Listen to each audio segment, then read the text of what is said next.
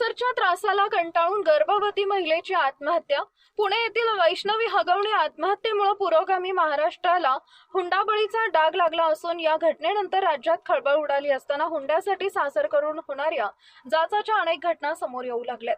ज्याबाबत ठोस पावलं उचलण्यासाठी राज्य महिला आयोगासोबत विधान परिषदेच्या उपसभापती नीलम गोर्हे यांनी बैठक सुद्धा घेतली।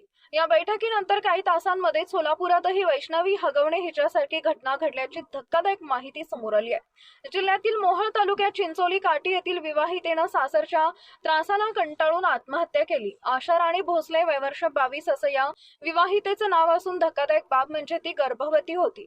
मिळालेल्या माहितीनुसार आशा राणी हिचं 2019 मध्ये मोहोळ तालुक्यातील पवन भोसले याच्यासोबत लग्न झालं, तर आशा राणीची बहीण उषा राणी हिचा विवाह पवन भोसले याचा भाऊ ज्ञानेश्वर सोबत झाला।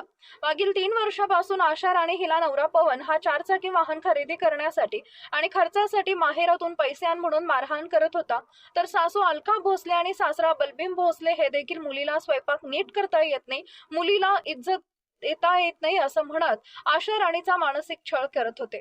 सासरच्यांकडून आशा राणीचा छळ सतत सुरू होता। 2024 मध्ये देखील पवन यानं आशा राणीला मारहाण करून माहेरी पाठवले होते। त्यावेळी महिला तक्रार निवारण केंद्राच्या मदतीने दोघांचे आणि कुटुंबांचे समुपदेशन करण्यात आले होते। मात्र त्यानंतर देखील पवन भोसले आणि आशा राणीची सासू अलका भोसले सासरा बलबीम भोसले यांच्याकडून त्रास देणं सुरूच होतं। सासरकडून होणारा त्रास असह्य झाल्यानं आशा राणी हिनं मंगळवारी 3 जून रोजी राहत्या घरात गळफास घेत आपल्या जीवनाचा शेवट केला। धक्कादायक बाब म्हणजे आशा राणी भोसले हिला अवघ्या 3 वर्षाची चिमुकली मुलगी असून दुसऱ्यांदा गर्भवती होती। सासरकडून होणारा मानसिक त्रास सहन न झाल्यानंच मुलीनं टोकाचं पाऊल उचलले असा आरोप आशा राणीचे वडील नागराज डोणे यांनी केल्याचं त्यांच्या फिर्यादीवरून आशा राणीचा नवरा, सासू सासरा या तिघांविरोधात गुन्हा दाखल झाल्यानं नवरा पवन भोसले याला अटक करण्यात आली असून सासू अलका आणि सासरा बलभीम अद्याप फरार आहेत।